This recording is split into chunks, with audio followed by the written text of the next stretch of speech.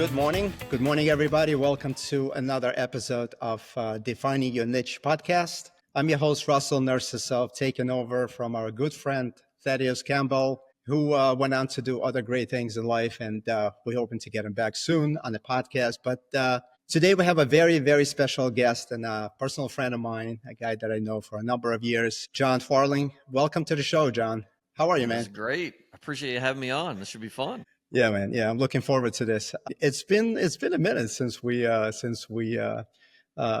and but I want to go back. I believe in 2020 or 2021 when you and I met first time at the Michael Wagner's Storage Rebel Mastermind. Was it 20 or 21? It was 20. Yep. I think fall 20. of 20. Okay. Yep. Okay. Well, that was my first entrance into the self-storage world, and that's when I met you guys. And I asked Mike to put me in the top tier of the mastermind, even though I knew nothing about self-storage. But I told him, man, I'm a fast learner. Just put me in with the top dogs. And I remember walking into that room. It was you, it was Ian, and a few other guys. And you guys kind of took me in under your wings. And I appreciate it, man. I appreciate it. But I want to talk to you about today. And I want the audience to get to know you a little bit better. A lot of people do know you. You're super active on social media.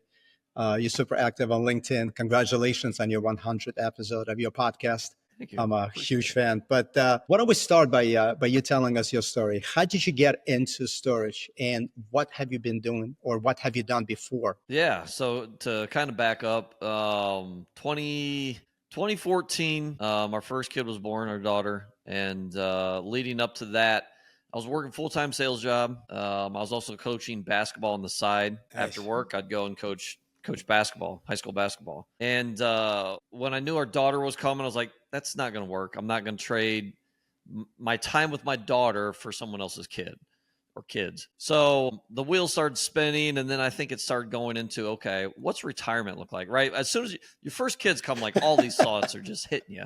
So I'm thinking like, all right, how am I ever going to retire? So I start plugging in numbers in a retirement calculator, and I made decent money at the time.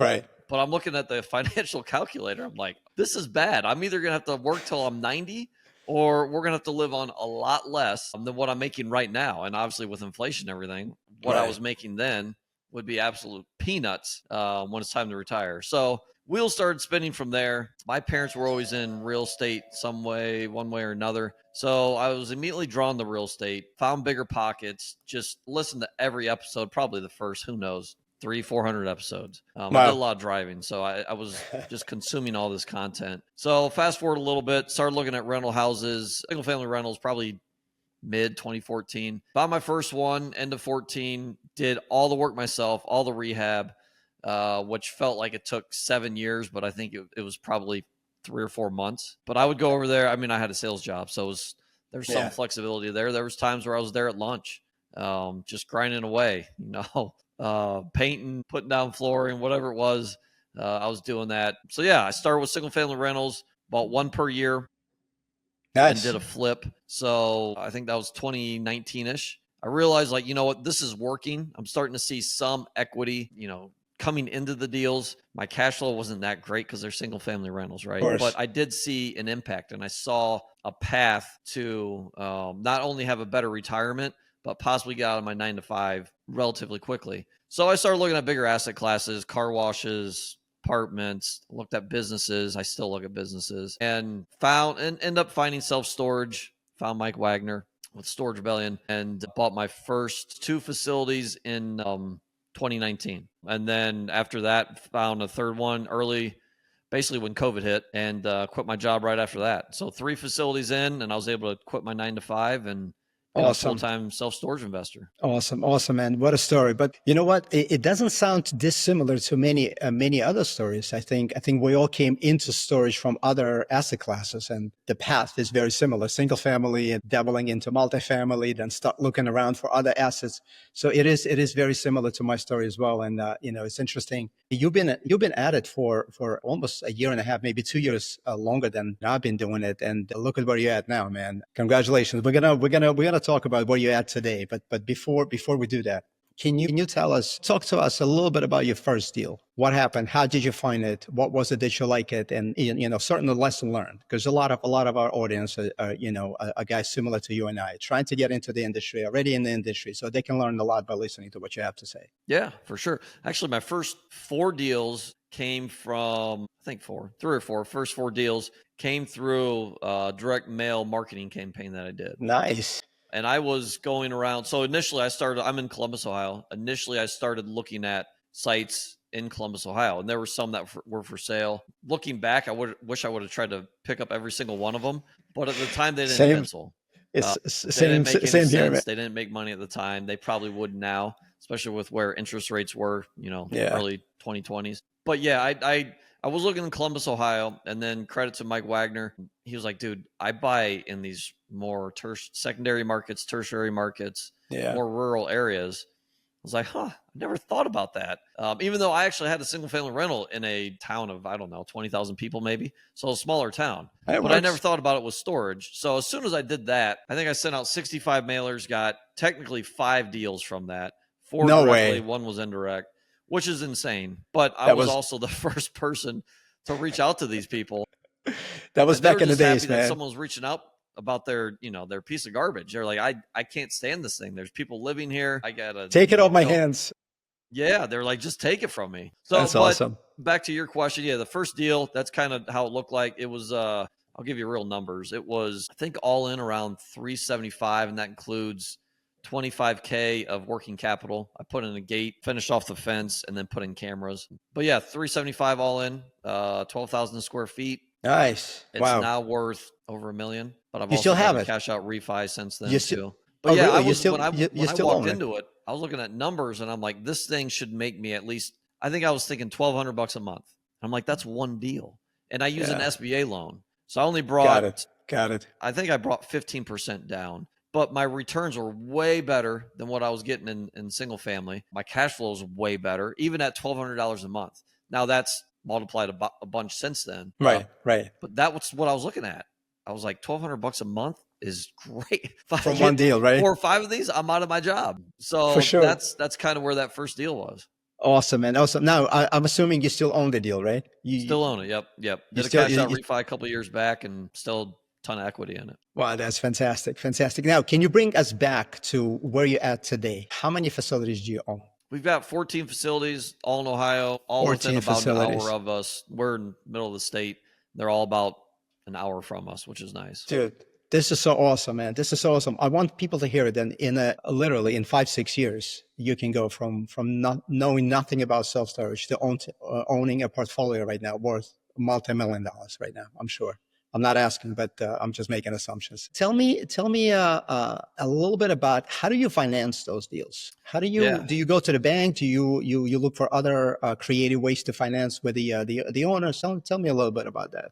I've done everything besides raise money. So I've done 4 SBA loans, I think. One SBA loan, I brought, I think, 3% down. And then we can get into that if you want. But yeah, SBA with self-storage. You can't do it with apartments. You can do it with car washes and self-storage. But basically, SBA is a small business loan. And right, those because two they consider real estate asset classes are somewhat considered businesses as well. Correct. So I've been able to bring anywhere between 3 and 15% down, which has made my money go further. Sure. Because I've been using my money. But yeah, I've done I think 3 seller finance deals. I've done some semi non-recourse, done some basically similar to CMBS loans, regular bank loans, but basically everything other than raise money. I've not raised any money. Let me ask you a question. It's very interesting because everyone else you talk to, everybody's trying to raise money. Everybody's trying. It's an OPM business, other people's money business. And one of the, the explanations to that is that, if you want to scale up, you need to have partners, you need to have investors, you want to syndicate deals. Do you mind me asking why haven't you done that? Well, I'll give you 2 things. First, I had some equity in single family deals, so I sold those off. I actually cashed out my 401k. I've used a HELOC from our houses. We're in a different house now, and some cash. So I've had basically ammunition in the chamber that I've been able to use. And to me, I think you've got to build a strong foundation first. And I'm seeing 100%. a lot of people, especially now, because from basically 2010 to, we'll call it 2023, 12, 13 years, real estate just kept going up and up and up and up, right? And obviously with COVID, it went significantly up because interest rates Vertical. went super Straight low. up. But now you see, I know a ton of syndicators that they've been banging their chest. Oh, I've got $1 billion worth of real estate. Guess how much equity they have? At this point, none, if None. not underwater. If not Because all they negative, were right? doing, I don't think people talk about this enough. And if you want to go into this, we can. But when you No, I'd love syndicate, to. I'd love to hear your take on it, man. Sure. yeah, when you syndicate, you're 100% financed, right? I don't think people Yes. think about that. So you have to have a screaming deal that's a true value add, and you can't have rates go from 3.5% to 7% in 2 years, which is Now, what's happened, right? John, let's So there are a unpack ton of that. syndicators in trouble right now. Unpack that statement for me, because I want to make sure the audience gets that. What does it mean when you syndicate? You're 100% financed. Yeah, so we'll use basic numbers. Let's say there's a deal for $1 million. There's a couple ways to do it, but we'll pretend you're getting bank financing. Okay.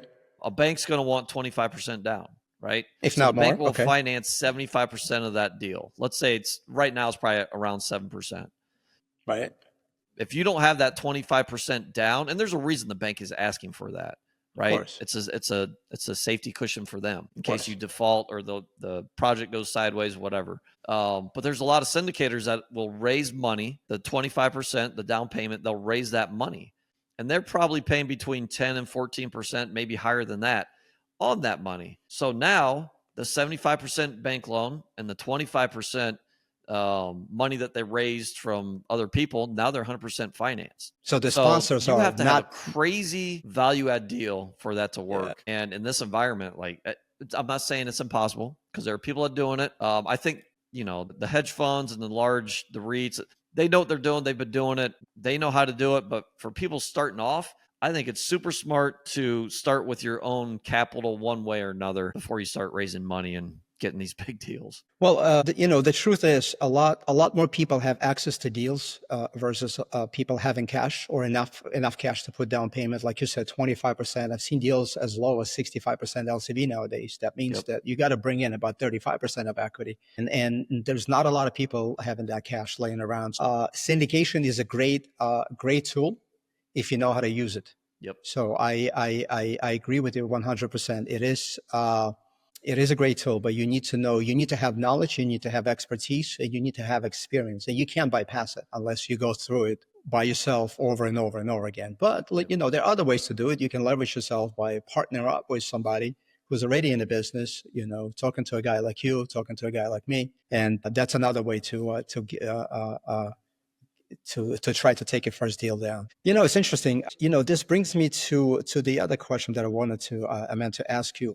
Tell me how you feel about the market today. What's your take on the market today? Are you still active? Are you still looking? Oh yeah, I'm definitely looking. It's still, every market's different, right? And I'm assuming you're talking self-storage, but every market's different. I'm talking about self-storage, correct? Yeah, every market's different. I'm in the Midwest.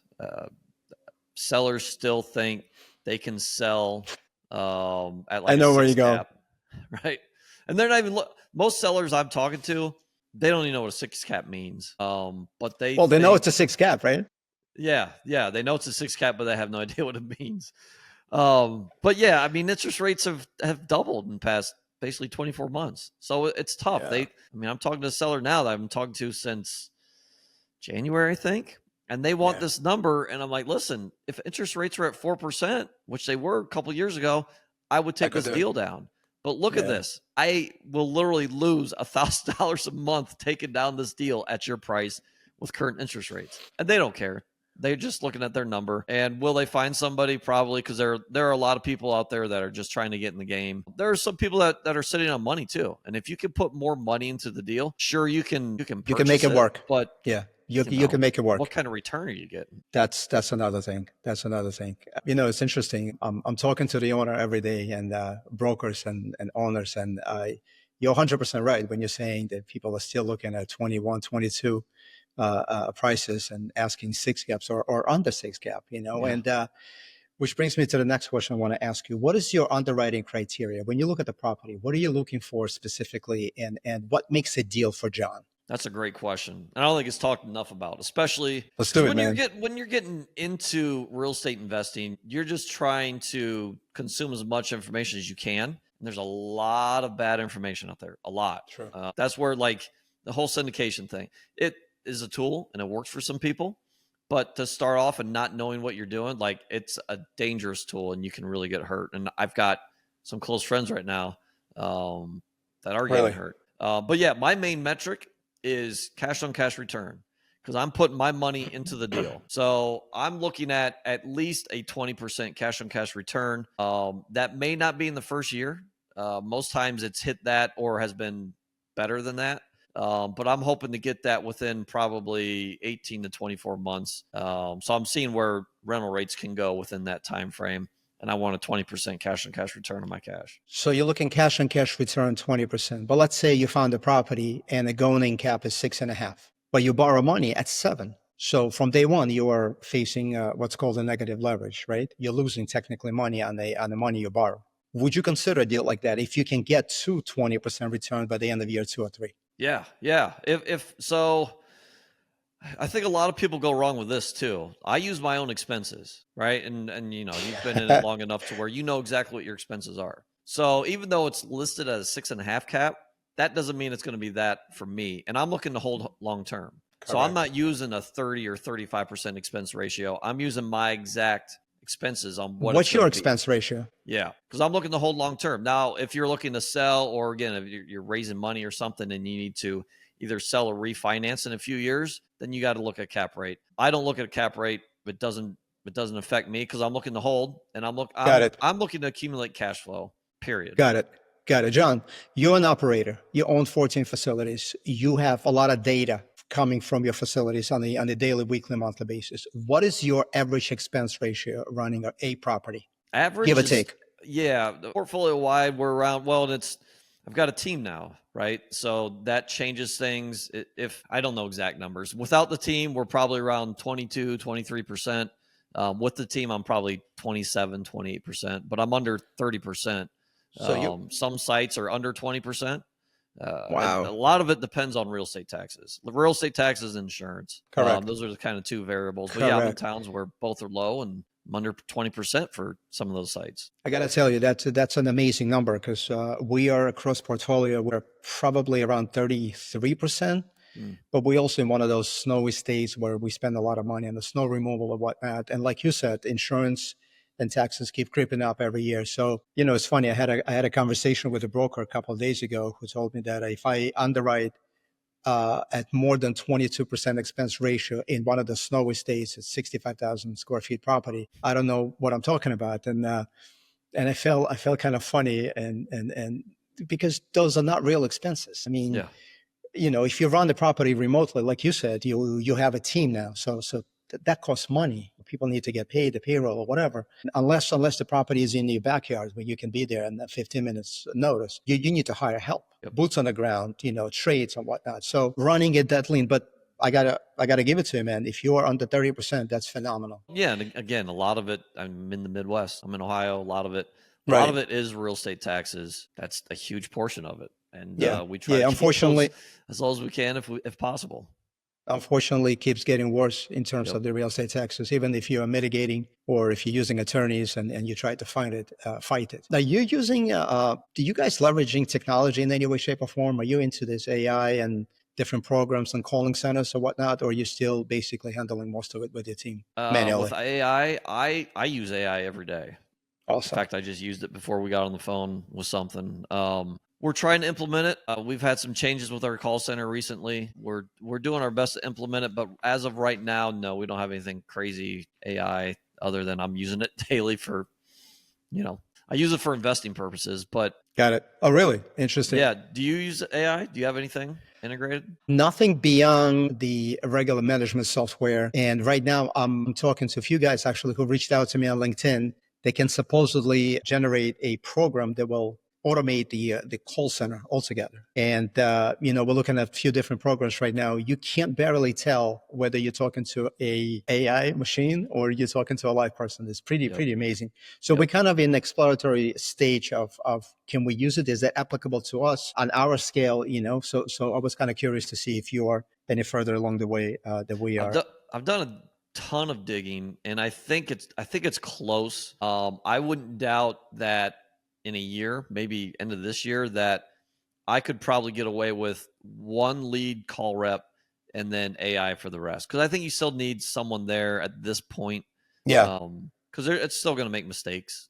Yeah. I mean, ChatGPT makes mistakes. So I think it's not perfect, but I think in 2 years, there's not going to be many call center agents, period, across the board. Hey, man, AI is coming in strong and it's coming in fast, and there's going to be a lot of jobs replaced, unfortunately, even some jobs that we can't even think of right now. The next thing that I want to ask you is the beauty of self-storage is in your ability as the owner to manage rates. Now, whether it's done daily, like with some REITs and bigger players with the dynamic pricing, or if you do it weekly or monthly or whatever, unless you're in one of those states that already, unfortunately, had those regulations where the rate management is regulated, literally. I think I'm talking about California, and I think New York is on its way to get there fast and furious. The beauty of this business is that, depending on market supply and demand, you can modify the rates, and that's what makes storage more valuable over a period of time as you keep increasing your NOI. What is your strategy in terms of the rate management? Yeah, that's a good question, because mine's definitely different than probably somewhere in between. Not like the REITs. I'm not trying to cook these people. I'm in these smaller towns, right? I'm population towns that I'm in are between 10 and 50,000 people. So word gets around pretty quickly. Yeah. Right. Yeah, they all know each So if other. I'm cooking people's rates twice a year, 3 times, 6 times a year, guess what's going to happen? I'm going to have a really bad name in that town. Correct. So technically, my last rate change was just about a year ago. We did completely enforce tenant insurance across the board. That's smart. Beginning this year. So that was kind of a rate change, because we were doing it for new renters. Before it was mandatory, but now we did it for everybody. Did you get a lot of pushback? Not really. There was some. There's always going to be some, but Right. not enough to affect anything. Right. Wish I would have done it sooner. Value. Just something kept popping up. That was like, let's wait a couple months, and finally did it. So glad I did. Not only for us, but for the renters. 100%. Now we know that if something happens to them, they cover anything. Yeah, they're covered, right? And we actually offer tenant insurance, not tenant protection. There's a huge difference. From what I've found, tenant insurance covers a lot more, and it's more beneficial for the renters. So that's what we did. But yeah, at the end of the day, it's great for our business, but it's also great for the renters to make sure that they're covered.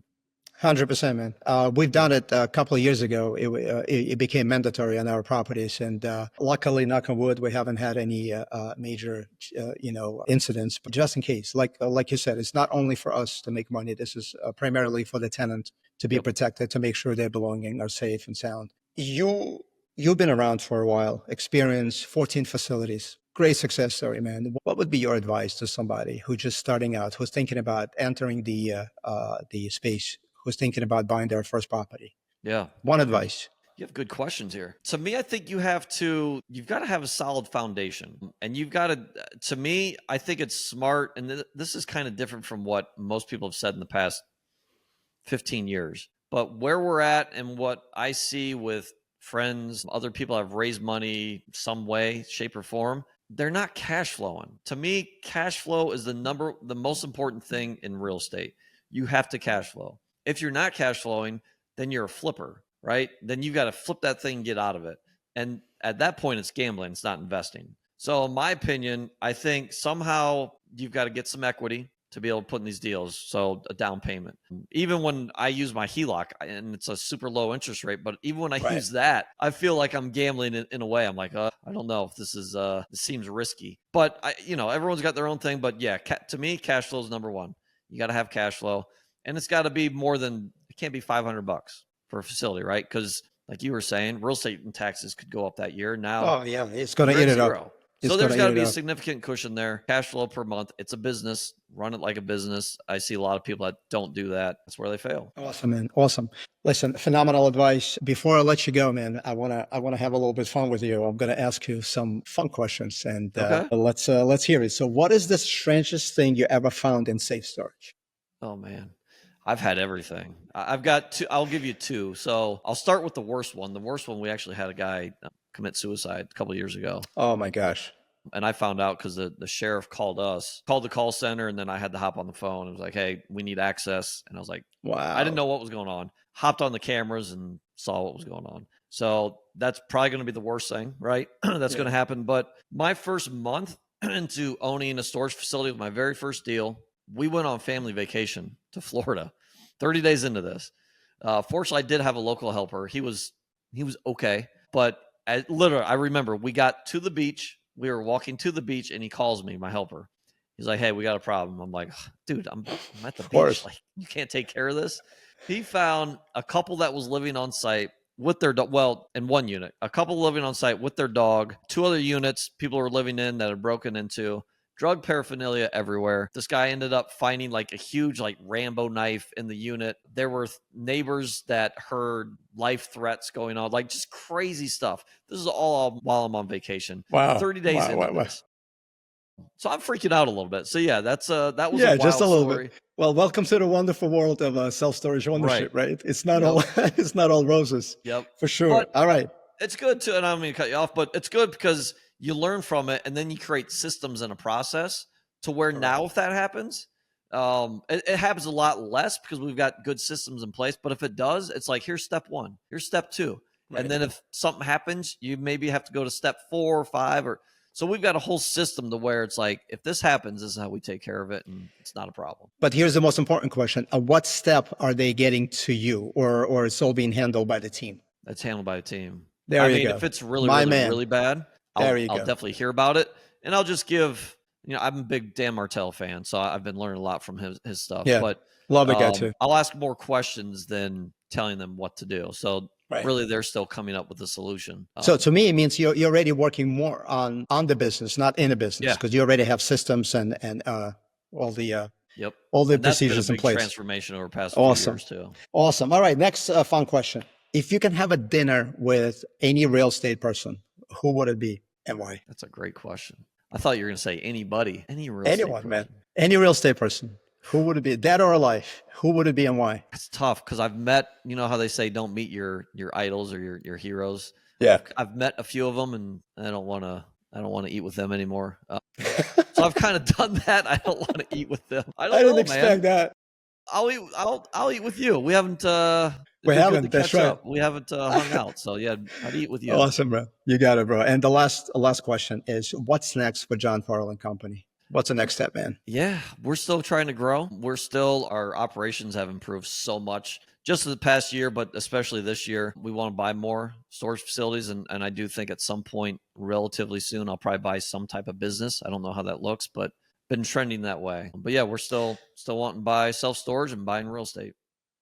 Awesome. John, next time I'm going to have you on the podcast, and I will have you next time on the podcast. I love talking to you, man. It's super easy and it's super fun. I want to unpack that business idea that you have. Not particular business, but why business versus self-storage? Because I'm on a similar path. I think there's a lot of people.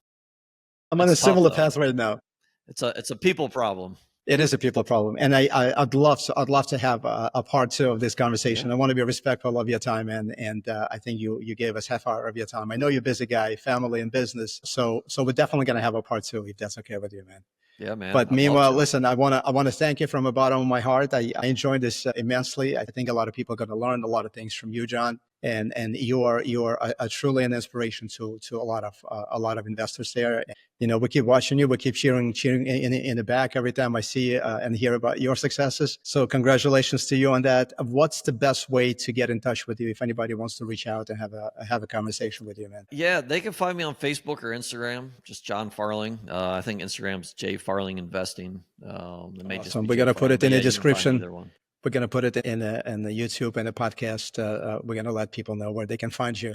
Well, listen, I want to thank you from the bottom of my heart, man. I appreciate your time, and it was fun. Let's do it again sometime. Yeah, man. Thanks for having me on. Appreciate you doing this podcast. You're putting a lot of value out there. Thanks, brother. Appreciate it.